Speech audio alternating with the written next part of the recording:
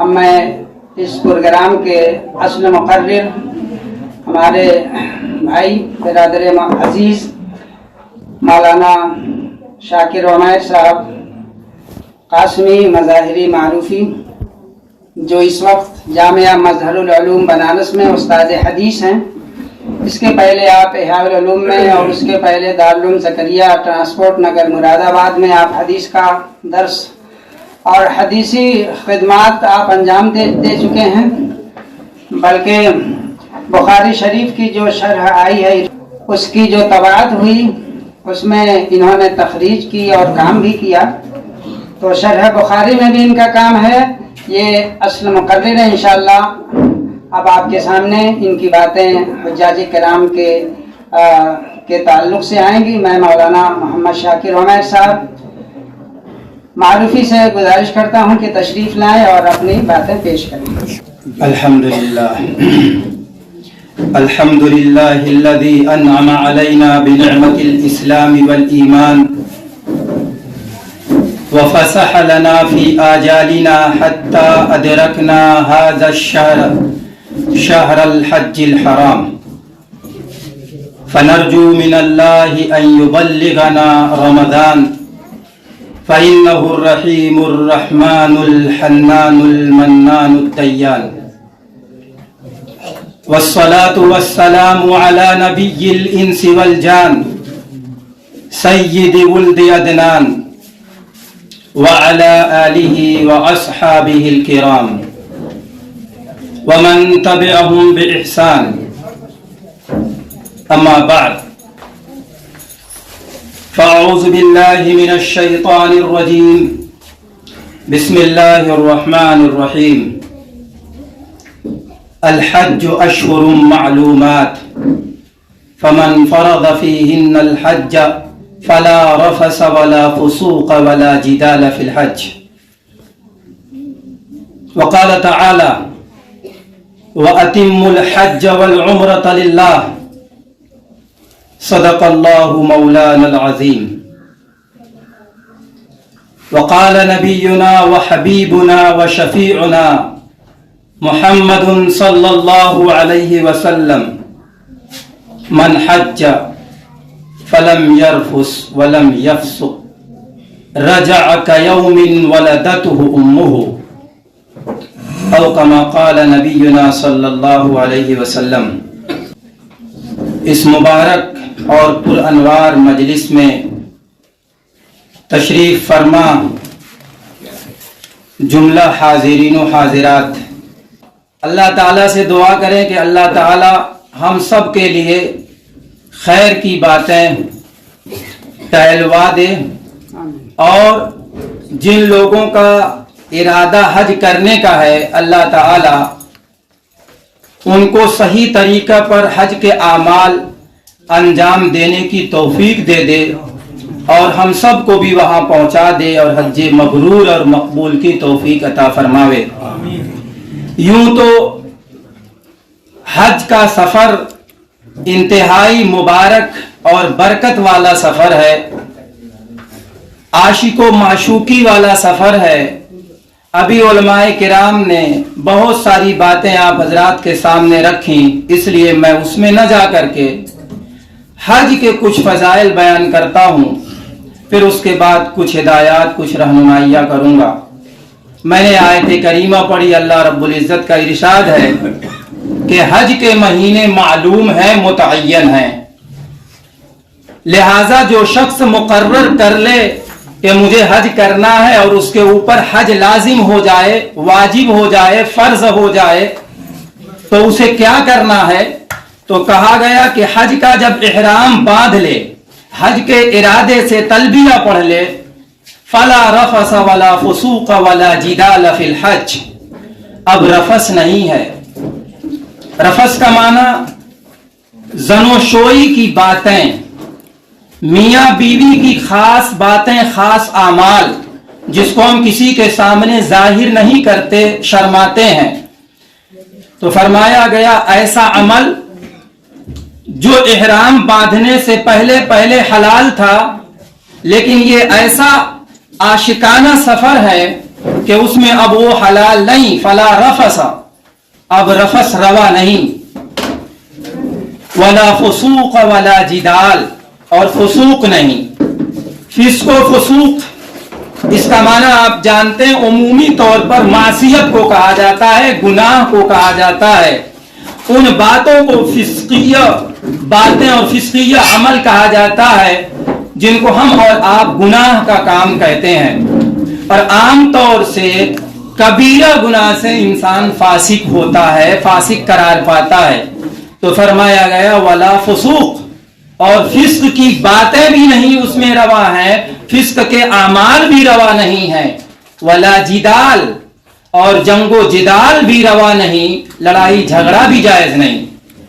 سوال پیدا ہوتا ہے، ذہن میں یہ بات آتی ہے اور آنی بھی چاہیے کہ یہ ایک ایسا سفر ہے کہ انسان عشق میں ڈوب کر کے اپنا پیسہ بھی صرف کرتا ہے، صعوبتیں بھی برداشت کرتا ہے، مشقتیں بھی سہتا ہے، مگر اس میں اللہ رب العزت یہ کیا فرما رہے ہیں، ولا جدال فی الحج، کہ حج میں کوئی جدال نہیں، وہاں تو کوئی جدال کے لیے نہیں جاتا، وہاں تو کوئی جھگڑے کے لیے نہیں جاتا، وہاں تو کوئی رفث کے لیے نہیں جاتا، وہاں تو کوئی فسق و فجور کے لیے نہیں جاتا، بلکہ انہی سب چیزوں سے پاک ہونے کے لیے جاتا ہے، انہی سب چیزوں کو اپنے دل سے، اپنی زندگی سے نکال کر پھینکنے کے لیے جاتا ہے، اور رب کو منانے کے لیے جاتا ہے، توبہ اور استغفار کے لیے جاتا ہے، اپنی مغفرت کرانے جاتا ہے۔ پھر اللہ رب العزت یہاں کیا ارشاد فرما رہے ہیں، فلا رفث، کہ وہاں رفث نہیں،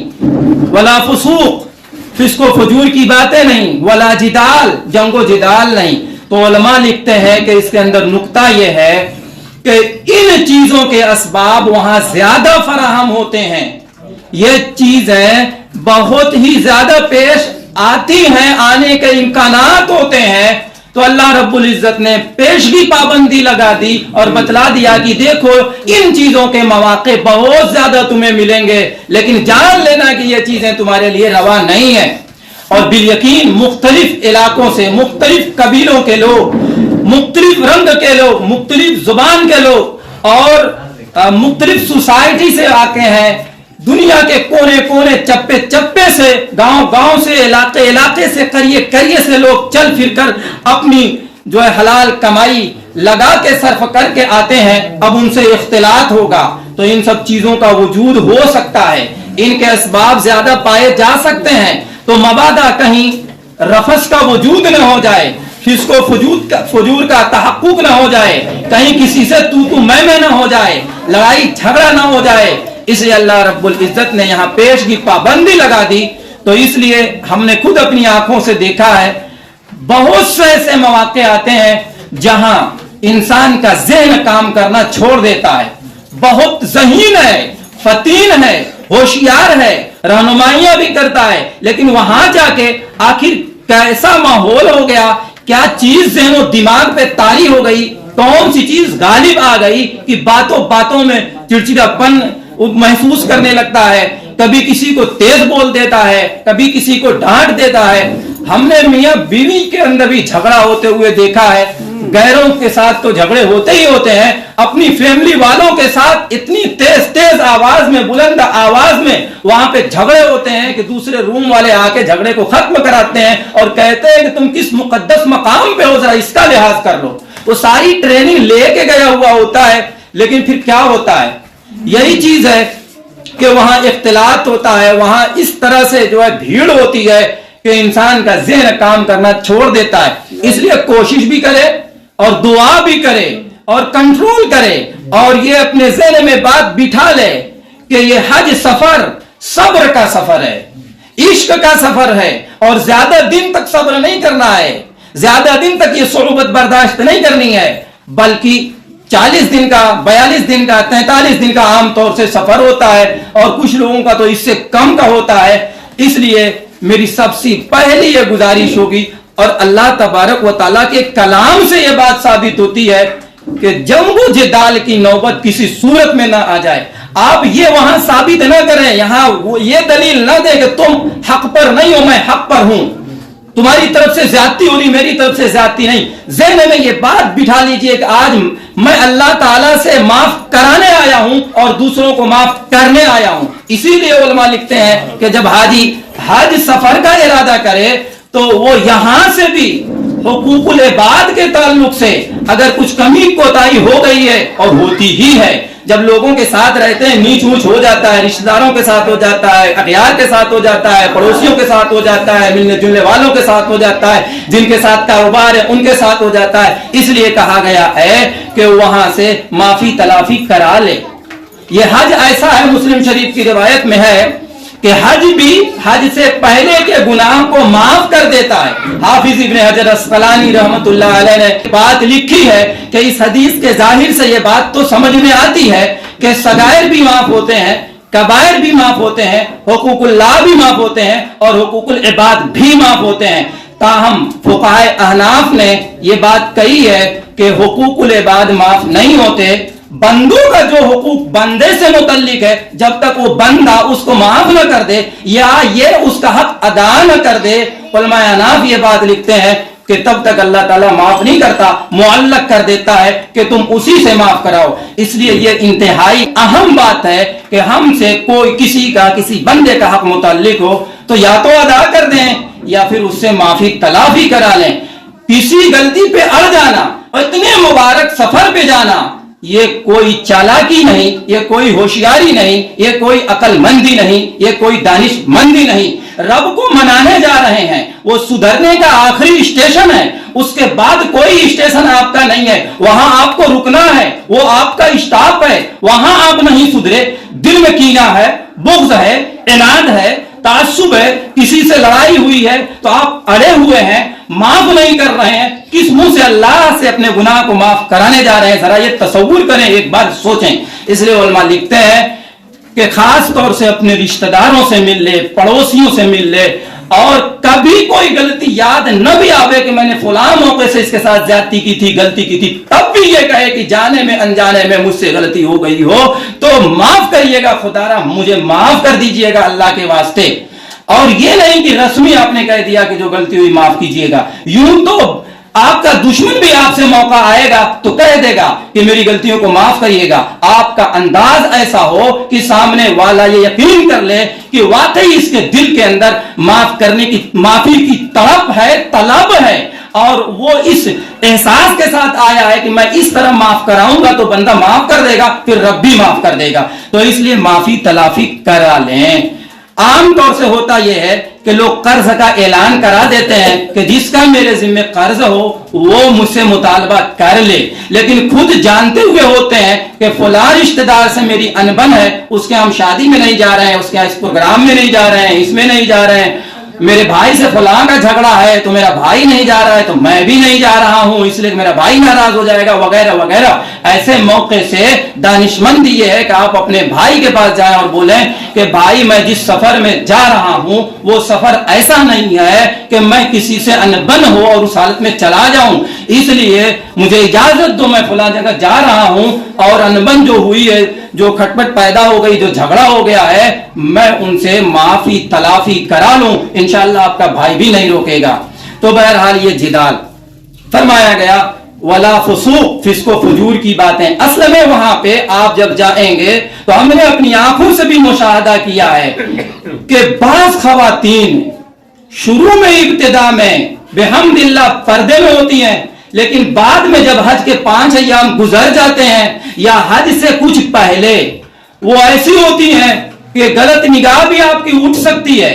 گناہ کے اسباب بہت زیادہ پائے جاتے ہیں، مختلف طرح کے لباس، مختلف طرح کا چال چلن، طور طریق ہوتا ہے.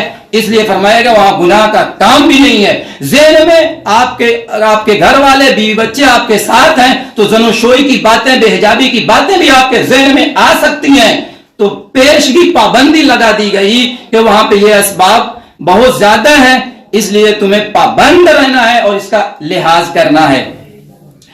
دیکھیے حج سفر میں عام طور سے لوگ حجاج کو اپنے یہاں بلاتے ہیں، دعوت کرتے ہیں، اور حجاج حضرات بھی آخری دن عام طور سے ہمارے یہاں ماحول ہے کہ وہ دوسروں کو مدعو کرتے ہیں. اس میں اگر ارادہ نیک ہو تو اس کے جواز کی صورت ہو سکتی ہے، اور اگر ریا اور سما کسی بھی کام میں آ جائے تو وہ اس عمل کو خراب کر دیتا ہے، برباد کر دیتا ہے۔ یوں تو علماء نے یہ بات لکھی ہے کہ یہ جو دعوت والا ہے نا، یہ ایک محض رسم ہے، اس کو زیادہ سے زیادہ تعویلات کے ساتھ جائز کر سکتے ہیں، مگر یہ کوئی سنت نہیں ہے، یہ کوئی ثواب کا کام ایسا نہیں ہے کہ اس کو اس موقع سے کیا جائے، بلکہ اس کو ختم کیا جائے۔ علماء یہ بات لکھتے ہیں۔ کبھی ایسا ہوتا ہے کہ حج میں جو ہے ریا کا غلبہ ہو جاتا ہے، دکھانے کا غلبہ ہو جاتا ہے، کوئی مسافہ کرتا ہے مجھے اس مرتبہ حج میں جانا ہے، وہ ان سے مسافہ کرتا ہے مجھے حج میں جانا ہے، پھر 8 سال 10 سال کے بعد جب وقت گزرتا ہے تو ذکر کر دیتا ہے کہ ہاں وہاں پہ تو ایسا ہے، میرے وقت میں تو ایسا تھا۔ تو یہ جو میرے وقت میں بولا ہے نا، یہ ریا ہے۔ اگر ضرورت ہے تو ٹھیک ہے، نہیں ضرورت ہے تو بتانے کی کوئی ضرورت نہیں۔ اور ریا اتنا زیادہ پیدا ہو جاتا ہے کہ اللہ تعالیٰ نے اس پر بھی پابندی لگائی اور کہا وَأَتِمُّ الْحَجَّ وَالْعُمْرَةَ لِلَّهِ۔ ہمارے استاد تھے، اللہ تعالیٰ غنی کی رحمت فرمائے، ان کی قبر کو نور سے بھر دے، مولانا عبدالستار صاحب معروفی، یہ جامعہ حسینیہ لال دروازہ کے صدر مدرس تھے۔ جلالین رمضان میں انہوں نے ہمیں پڑھائی، جب یہ آیت آئی تو انہوں نے کہا وَأَتِمُّ الْحَجَّ وَالْعُمْرَةَ لِلَّهِ، اللہ کے لیے حج اور عمرہ کیا کرو۔ کوئی غیر اللہ کے لیے تو حج اور عمرہ کرتا نہیں، پھر اللہ یہاں کیا کہہ رہا ہے وَأَتِمُّ الْحَجَّ وَالْعُمْرَةَ لِلَّهِ، اللہ کے لیے حج اور عمرہ کیا کرو۔ کہا اصل میں حج اور عمرے میں دکھاوا بہت زیادہ ہوتا ہے، اللہ تعالیٰ نے اسی پر پابندی لگا دی، وہی دکھتی رگ تھی اسی پہ انگلی رکھ دی کہ دیکھو یہ چیز بہت زیادہ پائی جاتی ہے، اس لیے حج اور عمرے میں خلوص، اخلاص، اللہ کی رضا جوئی، اللہ کی خوشنودی، اللہ کو راضی کرنا مقصود ہونا چاہیے۔ وَأَتِمُّ الْحَجَّ وَالْعُمْرَةَ لِلَّهِ، حج اور عمرہ اللہ کے لیے پورا کرو۔ ایک حدیث میں نے پڑھی، اللہ کے نبی صلی اللہ علیہ وسلم ارشاد فرماتے ہیں من حج، جس نے حج کیا، ولم یرفس، اور اس نے زنوشوئی کی بات نہیں کی، زنوشوئی کا عمل نہیں کیا، ولم یفسق، فسق و فجور کی بات نہیں کی، رجع کیوم ولدتہ امہ، تو ان شرائط اور آداب کے ساتھ حج کیا تو اس حج کا کیا ثواب ملے گا، یہ گناہوں سے کیسا پاک صاف ستھرا ہو کے اپنے گھر آئے گا، تو فرمایا گیا یہ ایسا بن کر آئے گا گناہوں سے پاک صاف ہو کر جیسے کہ اس کی ماں نے اس کو جنا تھا تو اس دن گناہوں سے پاک صاف ستھرا تھا، ایسا پاک صاف ستھرا ہو جاتا ہے۔ تو اس لیے آداب کا لحاظ کرنا ضروری ہے۔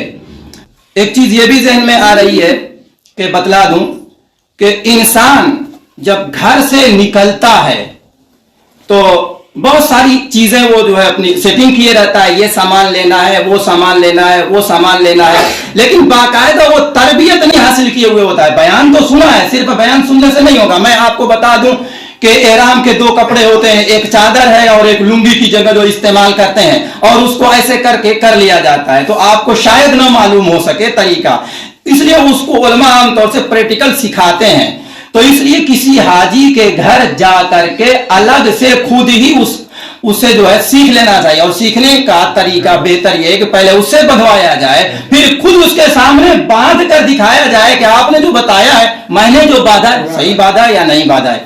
انسان جب اپنے گھر سے نکلے تو علماء لکھتے ہیں کہ 2 رکعت، جب بھی سفر میں آدمی جاتا ہے تو سفر کی آسانی کے لیے اسے چاہیے کہ 2 رکعت جو ہے نفل پڑھ لیا کرے کہ اللہ تعالیٰ میرے اس سفر کو آسان کرے۔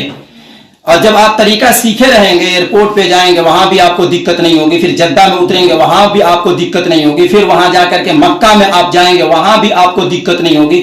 ساتھ میں کوئی چھوٹا سا کتابچہ لے لیں گے جس میں حج کے 5 ایام ہوتے ہیں کہ حج کے 5 دنوں میں آپ کو کیا کرنا ہے۔ عام طور سے ہمارے ہندوستان کے لوگ اور پاکستان کے لوگ بھی حج تمتع کرتے ہیں۔ حج تمتع کا معنی ہوتا ہے ایک ہی سفر میں آپ کو کیا کرنا ہے، حج بھی کرنا ہے، عمرہ بھی کرنا ہے۔ تو پہلے آپ عمرہ کرتے ہیں، پھر اس کے بعد کچھ دن احرام اتار دیتے ہیں، پھر جب حج کے ایام 8 ذی الحجہ آتا ہے آپ باقاعدہ پھر احرام باندھتے ہیں اور اس کے بعد آپ کے اعمال شروع ہو جاتے ہیں۔ تو اس سلسلے میں ایک موٹی اور ضخیم کتاب انوار مناسک نام سے حضرت مولانا مفتی شبیر احمد صاحب قاسمی مدرسہ مراد آباد کے صدر مفتی ہیں، انہوں نے لکھی ہے، لیکن اتنی ضخیم کتاب کوئی عالم لے کر کے جائے تب تو اس کے قابو میں آتی ہے، اور اگر کوئی عالم نہیں صرف اردو کھائیں وہ لے کے جائے گا تو الجھن کا شکار ہو جائے گا۔ اس لیے انہوں نے مختصر سا پاکٹ سائز بھی ایک رسالہ، پاکٹ سائز کا بھی ایک رسالہ لکھا ہے، وہ انتہائی مختصر ہے پاکٹ سائز. اور ویسے بھی آسان حج نام سے بھی کچھ کتابیں ڈاکٹر عبد الرحمان سعید العظمی صاحب کی بھی موجود ہے. اسی طریقے سے رفیق سفر نام سے حضرت مولانا مفتی رفیع عثمانی صاحب پاکستانی رحمت اللہ علیہ کا بھی رفیق سفر نام سے ایک رسالہ ہے، یہ بھی بہت عمدہ ہے.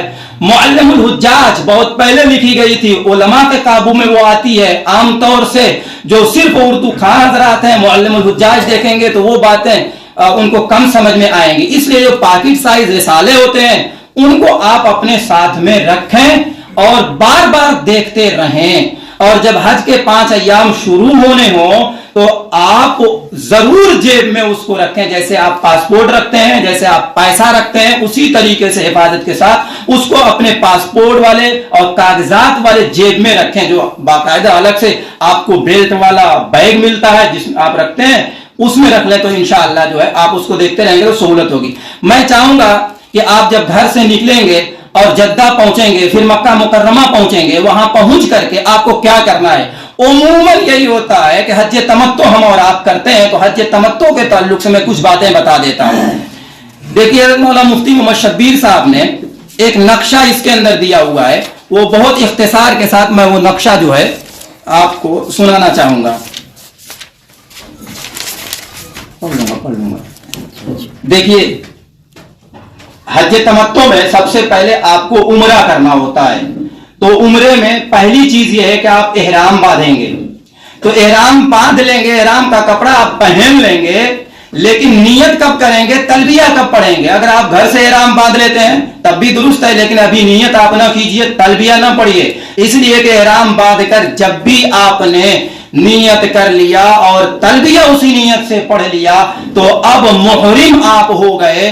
اور حالت احرام میں جو چیزیں ممنوع ہیں اب ان سے اجتناب کرنا اور بچنا لازم اور ضروری ہو گیا. اس لیے اگر آپ گھر ہی سے احرام باندھتے ہیں تو باندھ لیں، لیکن نیت نہ کریں اور تلبیہ نہ پڑھیں. پھر کب کریں؟ تو عام طور سے جہاز پہ آپ سوار ہوتے ہیں تو جب آپ پہنچنے والے ہوتے ہیں کسی میقات پہ تو اس سے آدھا گھنٹہ پون گھنٹہ پہلے جہاز والے اعلان کر دیتے ہیں.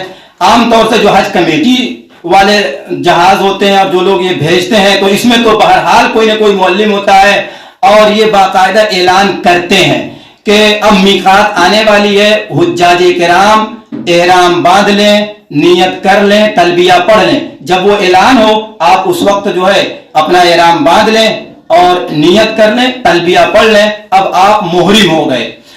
لیکن بعض لوگوں نے یہ بھی نصیحت کی ہے کہ جب آپ ایئرپورٹ سے فلائٹ پر روانہ ہو فوراً آپ احرام باندھ لیں اور نیت بھی کر لیں، تلبیہ بھی پڑھ لیں.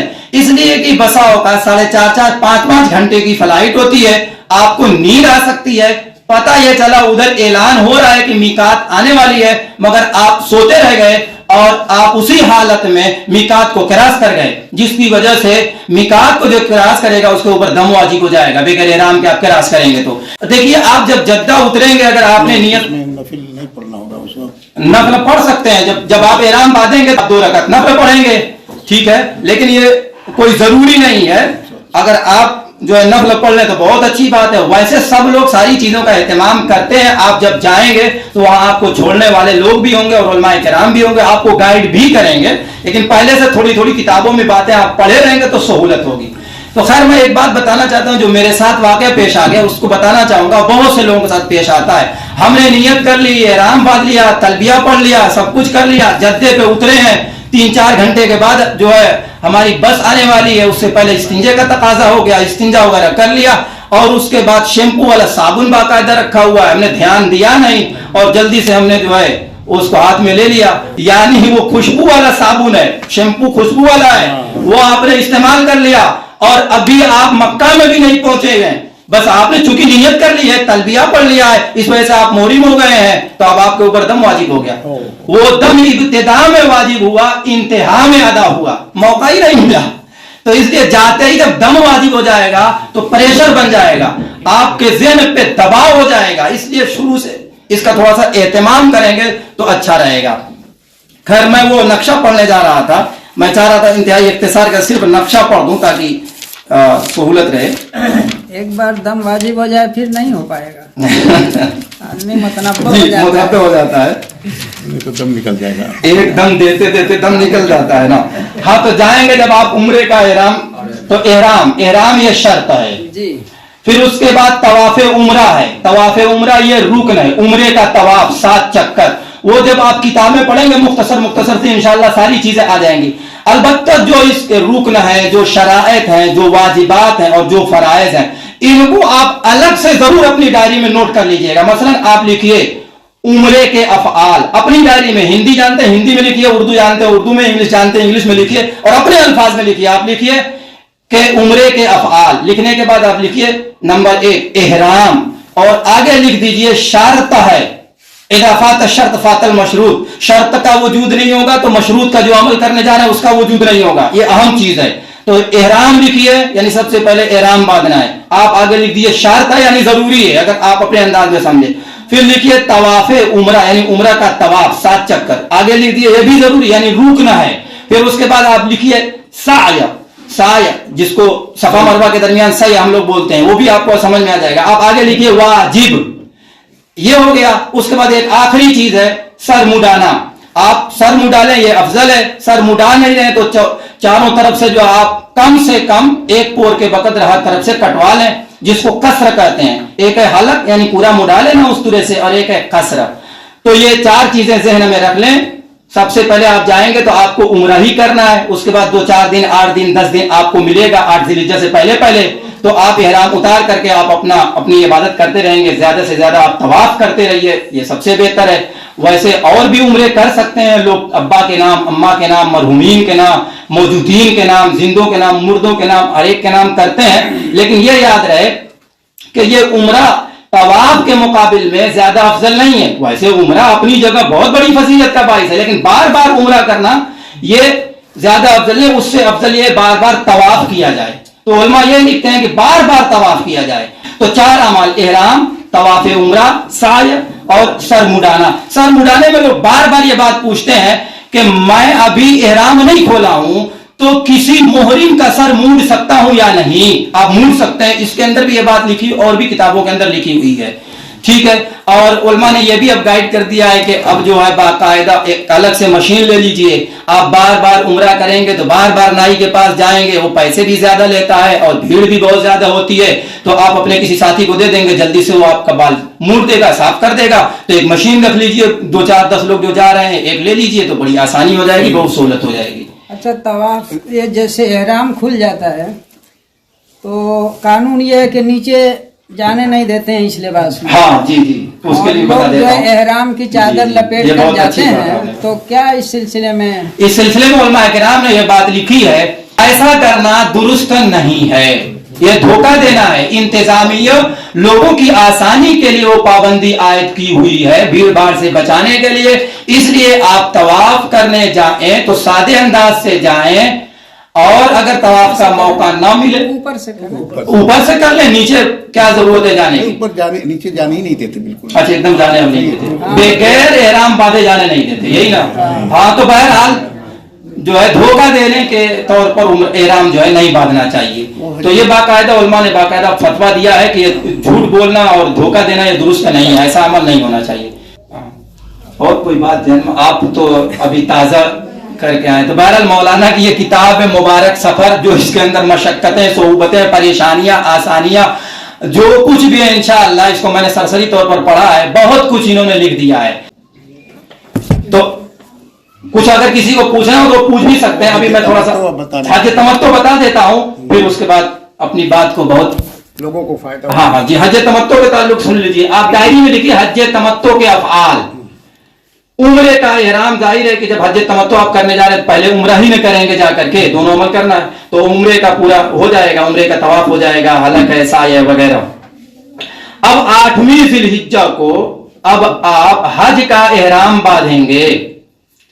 8वीं ज़िलहिज्जा को हज का एहराम बांधेंगे। ये हज का जो एहराम जहां आप हैं वहीं से बांध लेंगे, आपको अलग से मस्जिद आयशा वगैरह जाने की जरूरत नहीं है। उलमा ने ये सराहत की है कि आप उम्रा करने जा रहे हैं तो मीकात पे जाना है, लेकिन आप जब हज का एहराम बांध रहे हैं तो अब ऐसी सूरत में जहां पे आप हैं, मक्का मुकर्रमा के अंदर हैं, تو آپ وہیں سے کیا کریں گے؟ احرام باندھ لیں گے. تو 8ویں ذی الحجہ کو حج کا احرام باندھیں. یہ حج کا احرام باندھنا شرط ہے. ساتھی کو بھیج دیتے ہیں بندھوا اب ہاں اب سرکاری طور پر ساتھی کو بھیج دیتے ہیں تو یہ بھی اچھا ہے, کوئی حرج نہیں. پھر اس کے بعد نوٹ کریے گا وقوف عرفہ, یعنی میدان عرفات میں آپ کو ٹھہرنا ہے. یہ ٹھہرنا وہ خود ہی آئیں گے, باقاعدہ لے کر کے جائیں گے.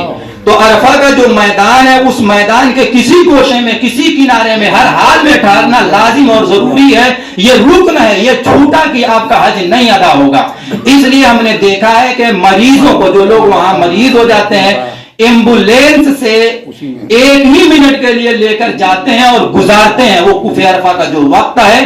تو وہاں پہ ہر حال میں لے کر کے مریضوں کو جاتے ہیں اور 1 منٹ 2 منٹ کے لیے ٹھہرا دیتے ہیں تاکہ یہ رکن ادا ہو جائے, جس کی وجہ سے ان کا حج ادا ہو جاتا ہے. تو ذہن میں بٹھائیے گا کہ وقوف عرفہ ہر حال میں لازم اور ضروری ہے. یہ چھوٹا تو آپ کا حج بیکار ہو گیا. وقوف مزدلفہ, مزدلفہ کا وقوف یعنی مزدلفہ میں بھی ٹھہرنا لازم ہے, یعنی واجب ہے, لیکن رکن نہیں ہے. واجب اگر چھوٹے گا تو آپ دم دے سکتے ہیں, اور رکن چھوٹا تو دم نکل جائے گی, پورا جو ہے آپ کا بیکار ہو جائے گا. اس لیے بطور خاص وقوف عرفہ کو ذہن میں بٹھائیے کہ سب سے بڑی چیز وقوف عرفہ ہے, تو یہ رکن ہے. پھر اس کے بعد جو ہے لکھیے گا یوم النحر میں جمرہ عقبہ کی رمی. یوم النحر, نحر کے دن جمرہ عقبہ کی رمی, جس کو کنکری مارنا, شیطان کو کنکری مارنا جس کو کہتے ہیں, یہ واجب ہے. پھر جو ہے قربانی ہے, یہ بھی واجب ہے. حلق کرانا یا قصر کرانا یہ بھی واجب ہے. پھر اس کے بعد جو ہے جمرہ عقبہ کی رمی, قربانی اور حلق, ان 3 چیزوں میں ترتیب بھی واجب ہے علماء احناف کے یہاں. یہ بھی ذہن میں رکھیے گا کہ جمرہ عقبہ کی رمی ہے, پھر قربانی ہے, پھر حلق ہے. اگر کسی نے ترتیب بدل دی ہے تو دم واجب ہو جائے گا. تو جمرہ عقبہ کی رمی, پھر قربانی, پھر حلق, اس میں ترتیب لازم ہے. پھر طواف زیارت ہے. طواف زیارت کے بارے میں بھی لکھا ہے کہ یہ رکن ہے. پھر حج کی سعی ہے, صفا مروہ کے درمیان حج کی سعی. پھر 11ویں اور 12ویں کی رمی جمار, 11ویں تاریخ اور 12ویں تاریخ دونوں کی جو رمی ہے اس کے بارے میں لکھا ہے کہ یہ واجب ہے. اور مینا میں رات جو گزارنا ہے, تو مینا میں رات گزارنا یہ واجب نہیں, یہ سنت ہے. مینا میں رات گزارنا یہ سنت ہے. پھر ہے طواف وداع, الوداعی طواف, یہ واجب ہے. تو یہ نقشہ جو ہے اگر آپ چاہیں یہاں سے فوٹو لینا لے سکتے ہیں. آپ کے پاس تو ضرور کتابیں آ چکی ہوں گی, جو لوگ حج کرنے جا رہے ہیں کتابچے کچھ لوگوں نے دے دیے ہوں گے, کچھ کتابیں دے دی ہوں گی. جو ہمارے محلے کے ہیں وہ اگر ہمارے پاس آنا چاہتے ہیں وہ آئیں, تو میں انشاءاللہ بات کر کے ان کو دکھا بھی دوں گا. کچھ مسائل وہ پوچھنا چاہیں گے پوچھ بھی سکتے ہیں. بسا اوقات ایسا ہوتا ہے کہ مجمع میں لوگ شرماتے ہیں, کبھی کسی محفل میں سوال نہیں کیے ہوئے ہوتے ہیں تو ان کو حیا محسوس ہوتی ہے, شرم کرتے ہیں تو پوچھ نہیں پاتے, اور تنہائی میں پوچھ لیتے ہیں. بہت سے لوگ ایسے ہوتے ہیں تو مولانا کے پاس, وہ تازہ حج کر کے آئے ہیں, میرے پاس یا کسی اور عالم کے پاس جنہوں نے حج کیا ہوا ہو تو اور بہتر ہوگا, ان کو تجربہ ہوتا ہے, وہاں چلے جائیں. تو یہ جو ہے عمرے اور حج کے افعال انتہائی اختصار کے ساتھ میں نے بتائے. ایک بات اور بتاؤں گا, پھر اس کے بعد جو حج کر کے آ چکے ہیں ان کے لیے 2-3 منٹ میں اپنی بات کو ختم کروں گا بیان کر کے. وہ یہ کہ ہم لوگوں کا تو احرام بالکل واضح ہے, سب کو فوٹو میں دکھتا بھی ہے. عورت کا کیا احرام ہے؟ وہاں آپ جائیں گے تو خواتین کا احرام کر کے دکھتا ہے, باقاعدہ سفید اور دوسرے کلر کا, اور وہ ہیڈ ٹائپ بھی ہوتا ہے. تو اس کا جس کو بولتے ہیں وہ الگ سے کوئی احرام عورت کا نہیں ہوتا ہے. عورت کا یہی احرام ہے جو ان کا کپڑا ہے. عورت سلا ہوا کپڑا پہن سکتی ہے, البتہ اپنا چہرہ نہیں ڈھانکے گی, لیکن پردہ بھی نہیں کرے گی ایسا نہیں ہے.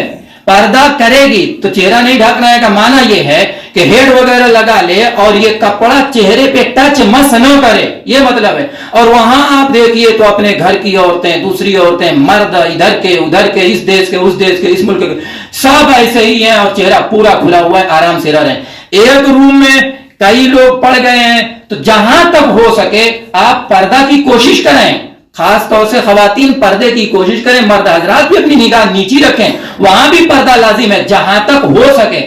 لا یکلف اللہ نفسا الا وسعها, آپ کے بس میں جتنا اتنے کو تو مکلف ہیں, تو آپ اس کی کوشش کریں. تو ہم نے دیکھا ہے کہ خواتین اس کا اہتمام بالکل نہیں کرتے اور مرد حضرات بھی اس کا کوئی لحاظ نہیں کرتے, اس لیے اس کا لحاظ لازم اور ضروری ہے. اب جو لوگ حج کر لیں تو وہ جب گھر پہ آتے ہیں تو ظاہر سی بات ہے جب کوئی نیک عمل کرتا ہے تو لوگ یہ چاہتے ہیں کہ اتنا بڑا نیک عمل کیا ہے کہ اس کا اجر و ثواب یہ ہے کہ گویا یہ ایک دن کے بچے کی طرح گناہ کے تعلق سے ہو گیا ہے کہ سب اس کا گناہ معاف ہو گیا. تو اب چاہتے ہیں کہ اس کا رنگ ڈھنگ یہاں آ کے بدل جائے. وہ سدھرنے کے لیے گیا تھا, بدلنے کے لیے گیا تھا, اور یہاں آ کر کے وہ اپنی زندگی میں تبدیلی لائے. اگر کوئی انسان حج بھی کر لیتا ہے اس کے بعد بھی اسی حالت پر رہتا ہے تو فرمایا گیا الحج المبرور لیس له جزاء الا الجنہ, کا وہ مستحق نہیں ہے. حج مبرور اور حج مقبول کا بدلہ جنت کے علاوہ کچھ نہیں ہے, یعنی جنت ہی ہے. تو حج مقبول کی علامت یہ ہے کہ حج کرنے کے بعد حاجی کی زندگی میں تبدیلی پیدا ہو, تغیر پیدا ہو. پہلے اگر نمازیں چھوٹتی تھی تو اب نہ چھوٹیں. پہلے وہ زکات نہیں دیتا تھا تو اب ایسا نہ کرے بلکہ زکات دے. پہلے بد اخلاقی, بد کلامی, بد کرداری کا شکار تھا تو اب ایسا نہ ہو. اس لیے کہ حج مبرور کے منافی یہ چیزیں ہیں. علماء نے لکھا حج مبرور کی بڑی علامت یہ ہے کہ حاجی کی زندگی میں تبدیلی پیدا ہو جائے, ہر لحاظ سے تبدیلی پیدا ہو جائے, خاص طور سے گفتار میں, کردار میں, ملنے جلنے میں, اخلاق میں, اور نمازوں کا اہتمام ہو, قرآن کی تلاوت کا اہتمام ہو, زبان میں مٹھاس ہو. پتا چلے کہ وہ رب کے دربار سے آیا ہے, جس دربار کے دیدار کے لیے آنکھیں تڑپتی ہیں, آنکھوں سے اشک کا سیل رواں ہو جاتا ہے, دل تڑپتا ہے. لوگ خود بھی دعا کر کے روتے ہیں, دوسروں کو رلاتے ہیں. وہ کعبہ, وہ بیت اللہ کا دیدار کر کے یہ بندہ آیا ہوا ہے جس کو ہم موبائل میں دیکھتے ہیں. یہ اپنی انہی جاگتی ہوئی آنکھوں سے دیکھ کے آیا ہوا ہے. اب بھی اگر یہ نہیں سدھرے گا تو کب سدھرے گا؟ اس کے لیے سدھرنے کا اور کون سا اسٹیشن ہوگا, کون سی مقدس مقام ہوگا؟ اس لیے اس بات کا بطور خاص لحاظ کریں. دیکھیے وہاں پہ گم شدگی کا ذرا سا مسئلہ ہوتا ہے کہ عورتیں گم ہو جاتی ہیں. تو عورت کے نقاب کے پیچھے آپ مناسب سمجھیں کہ تو سر پہ کوئی دوسرے کلر کا کپڑا سلوا دیجئے. ٹھیک ہے, کیا مطلب ہے؟ اس کا معنی یہ ہے کہ طواف کے دوران ہر وقت آگے پیچھے آپ اور آپ کی اہلیہ, آپ کے گھر والے ہوں گے. تو آپ جب پیچھے رہیں گے, آپ کی اہلیہ آگے رہیں گی, تو آپ اپنے حساب سے جو کلر چسپا کیے ہوئے ہیں تو اس کے ذریعے سے آپ سمجھ لیں گے کہ یہ ہماری خاتون ہیں, تو بڑی سہولت ہو جائے گی. دوسری بات یہ تو پہلی بات. دوسری بات یہ کہ آپ انہیں بتا دیں کہ کبھی آپ کھو جائیں تو بالکل پرواہ نہ کریں. حج میں غائب آدمی غائب ہوتا ہی نہیں, وہ ہر حال میں ملتا ہے.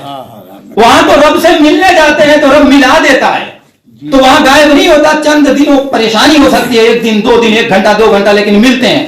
تو اس کے لیے آپ کوئی دروازہ دکھا دیں اور نام بتا دیں, اپنا نمبر ادھر بھی نوٹ کرا دیں اور اپنا پورا پتہ دے دیں اور بول دیں کہ یہ جو گیٹ ہے کچھ بھی ہو جائے تم اپنے سے نہیں آ سکتی, تو کسی سے پوچھ کر کے جو گائیڈ کرتے ہیں تو ان سے پوچھ کر یہی صرف پوچھو کہ باب السلام پہ مجھے جانا ہے, مثلا باب جبریل پہ جانا ہے, باب فلاں پہ جانا ہے.